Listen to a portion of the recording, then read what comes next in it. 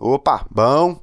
Preparados para mais um episódio da nossa série de vídeos sobre os golpes, revoluções e tretas da nossa república? Hoje a gente vai falar da polêmica permanência do Floriano Peixoto na presidência. Vocês lembram que o Deodoro ele renunciou em novembro de 1891, depois de tentar dar um golpe e fechar o Congresso? Beleza, quem que assumiu? O vice, né? O Floriano Peixoto, o nosso Marechal de Ferro. Até aí, tudo certo, né? O vice assume na ausência do titular. Só que não. Tinha um pequeno detalhe na nossa recém-nascida Constituição de 1891 que dizia outra coisa. E aí que começou a treta. O Floriano ele devia ficar no poder até o fim do mandato, em 1894, ou tinham que convocar novas eleições? Imagina o momento. O país estava acabando de sair de um golpe, de revolta de marinheiro, com a economia lá embaixo e a galera ainda tendo que brigar para saber se o novo presidente era legítimo ou não. Teve general mandando manifesto, teve gente presa, teve advogado famoso entrando na briga e até uma desculpa de erro de digitação na Constituição. Então, bora entender essa confusão jurídica e política que marcou o governo do Floriano.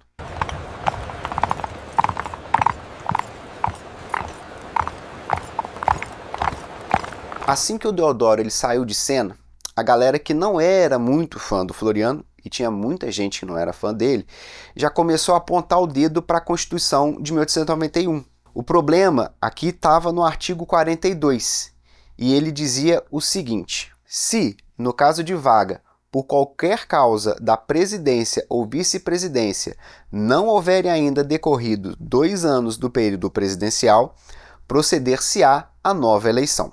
Vamos tentar traduzir do juridiquês aqui. Então, se o cargo de presidente ou de vice ficasse vago antes de completar 2 anos de mandato, tinha que ter nova eleição para o cargo vago. Lembrem, né, que aqui as eleições elas eram separadas para presidente e vice, né? O Deodoro ele era de uma chapa e o Floriano era de outra. E aí, o Deodoro ele foi eleito em fevereiro de 1891 e renunciou em novembro de 1891. Não tinha dado nem um ano. Pela letra fria da lei, como o cargo de presidente ficou vago antes de 2 anos, o Floriano, que era o vice, ele assumiria, sim, mas ele teria que convocar novas eleições para presidente. E era o que a oposição queria. Novas eleições, elas significariam a chance de tirar o Floriano do poder, um militar, e colocar um civil. Talvez o Prudente de Moraes, que tinha perdido a eleição para o Deodoro na eleição indireta. Mas assim, óbvio, né? O Floriano e os aliados dele, eles não iam largar o osso tão fácil assim. Então eles vieram com uma série de argumentos para justificar a permanência do Marechal no poder até 1894. E aí que entra o erro de digitação mágico, que era a principal cartada para dizer que o artigo 42 estava errado. Eles alegaram que onde estava escrito presidência ou vice-presidência, o correto seria presidência e vice-presidência. Ou seja, só precisaria de novas eleições se os 2 cargos ficassem vagos antes dos 2 anos. Como só o de presidente ficou vago, o Floriano podia continuar. Conveniente pra caramba, né? Um outro argumento é que assim, a eleição indireta ela era especial. O argumento era que o Deodoro e o Floriano eles tinham sido eleitos de forma especial pelo Congresso Constituinte para completar o primeiro mandato inteiro, o chamado quadriênio. Nesse caso, as regras normais de sucessão, elas não se aplicariam a eles. Era tipo uma eleição hors concurso, entendeu? Um outro argumento defendido seria que estaria uma bagunça nos mandatos. Eles argumentavam que se tivesse uma nova eleição para presidente agora, e o mandato desse novo presidente seria de 4 anos. Como o mandato do Floriano, como vice, terminaria em 1894, as eleições para presidente e vice elas ficariam desincronizadas, o que violaria outro artigo da Constituição, o 41, que previa eleições simultâneas. Era uma ginástica argumentativa danada para justificar o injustificável, segundo o que falava a Constituição.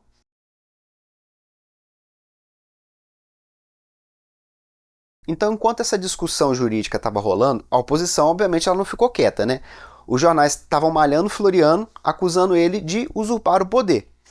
A coisa começou a esquentar de vez no princípio de abril de 1892. Um grupo de 13 oficiais generais do Exército e da Marinha, gente de alta patente, tá? Eles resolveram botar a boca no trombone. Eles publicaram um manifesto lá na imprensa e enviaram esse manifesto diretamente para o Floriano. O recado deles era bem claro, assim: meu irmão, convoca as eleições ou a República vai fundar na anarquia. Era uma ameaça meio velada, assim, meio que um desafio direto à autoridade do presidente, só que vindo de dentro das Forças Armadas, que era uma coisa normal, como a gente viu nos vídeos anteriores, né? E por um acaso vocês acham que o Floriano se intimidou com isso? Nenhuma. A resposta dele foi imediata e foi brutal. Todos os 13 generais que assinaram o manifesto, eles foram demitidos dos cargos que eles ocupavam e, não satisfeito só com isso, o Floriano mandou reformar, que é aposentar, todos eles. O recado que o Floriano estava dando aqui era claro: quem manda nessa sou eu, e quem vai contra, rua. Só que essa ousadia dos generais, ela parece ter encorajado os outros opositores. Então, no dia 10 de abril, um grupo de civis e militares, eles organizaram uma homenagem ao Deodoro, que ainda estava vivo, mas estava recluso na casinha dele. O plano dele, secreto, era aproveitar a muvuca para atacar o palácio do presidente e depor o Floriano. O Floriano, que era safo, ele ficou sabendo dessa conspiração, ele botou as tropas na rua e foi liderar pessoalmente a repressão. Ele prendeu os líderes do movimento e depois deportou todo mundo. Ele mandou os caras bem para longe. Pro Rio naquela época, mandou para a Amazônia, né? Que é para essa galera esfriar a cabeça ou pegar malária, que é o que tinha muito problema por lá nessa época. E para garantir que ninguém mais ia se meter a besta, o Floriano ele decretou o estado de sítio por 72 horas. Ele suspendeu novamente as garantias constitucionais. O Capistrano de Abreu, que é um historiador, ele disse que ali começou a era do estado de sítio no Brasil, mostrando que uma coisa que seria uma exceção acabou virando regra.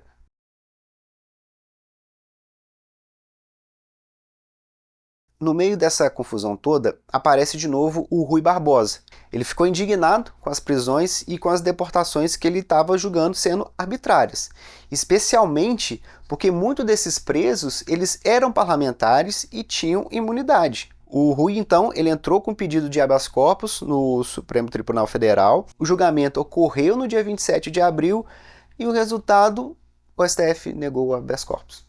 A justificativa que eles deram era que, já que ele estava no estado de sítio, as medidas do presidente elas eram válidas, mesmo que elas fossem arbitrárias.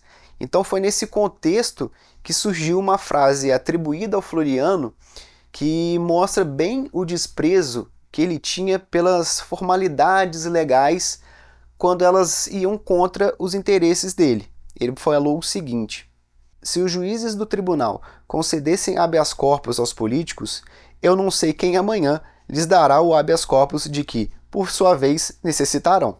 É quase uma ameaça velada, né, para esses juízes. Se vocês me desobedecerem, vocês são os próximos. Então, enquanto a repressão ela comia solta, a questão constitucional sobre a permanência do Floriano, ela teve que parar numa comissão especial no Congresso. Então, em junho de 1892, acabou chegando à decisão.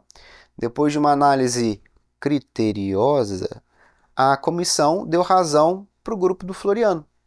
O parecer oficial aceitou a tese do erro de digitação.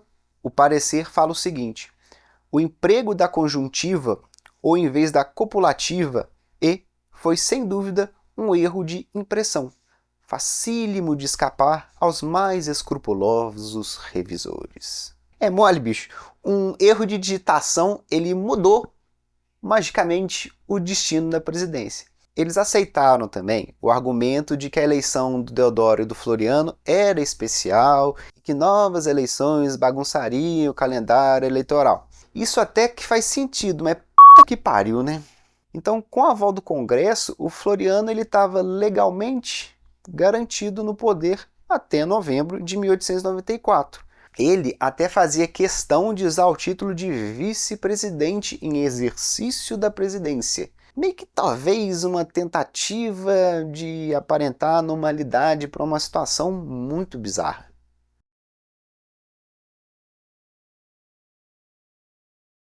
Então, logo depois de garantir a sua permanência, o Floriano ele tentou acalmar um pouco os ânimos. Ele sancionou uma lei no Congresso que anistiava os envolvidos na rebelião do Sargento Silvino, aquela que a gente viu no vídeo anterior, e também os generais que tinham assinado o Manifesto de Abril. Era uma tentativa de paz, meio que desarmar os espíritos, sei lá, mas acabou que não colou muito. Os jornais de oposição, eles continuaram atacando e as conspirações, elas continuaram nos bastidores. Um fator que talvez tenha ajudado a diminuir a tensão foi a morte do Deodoro no dia 23 de agosto de 1892. Com o antigo marechal fora de cena, meio que desaparecia uma das principais figuras que talvez em torno da qual os golpistas poderiam se reunir. Só que a paz no governo Floriano ela estava muito, muito longe de ser alcançada. A forma como que ele se manteve no poder e a repressão violenta, elas deixaram feridas abertas e prepararam o terreno para outros conflitos ainda maiores, como a Revolução Federalista e a Segunda Revolta da Armada, que eu já citei em vídeo anterior e a gente vai ter um vídeo para frente para parar de ficar só citando e explicar o que aconteceu. E aí, curtiram? Viram como a nossa primeira Constituição ela já nasceu sendo interpretada ou distorcida ao sabor dos interesses políticos? Uma coisa que não acontece hoje, né? O artigo 42 ele era bem claro, mas a vontade do Floriano e dos aliados dele de se manterem no poder, ela acabou falando mais alto. Eles usaram argumentos jurídicos bem questionáveis, né, como o famoso erro de digitação, e contaram com um Congresso e um judiciário que, no fim das contas, não quiseram ou não puderam confrontar o poder do Floriano. Esse episódio, mais uma vez, ele mostra a fragilidade dessas instituições republicanas, ainda mais nesse caso, que eram instituições meio que recém-criadas. Então a força do autoritarismo militar naquele período era muito forte. Eu acho que também mostra como que a interpretação da lei ela pode ser flexível para atender o interesse de algum grupo. Então a polêmica em torno do artigo 42 e a forma como o Floriano ele lidou com a oposição, com demissão, prisão, deportação, estado de sítio, elas são meio que fundamentais para a gente entender como que o caráter centralizador e repressor de um governo ele tem raízes em conflitos que vai vir lá para frente. Então, será que a gente pode falar que a história meio que se repete? Será que ainda hoje a gente vê erros de digitação convenientes na lei? Fica aí a reflexão para a gente. Espero que vocês tenham curtido, desvendar mais essa treta. Se gostou, deixa o like, se inscreve, comenta. Fala aí o que você achou dessa ginástica jurídica e, se puder, compartilha com a galera, beleza?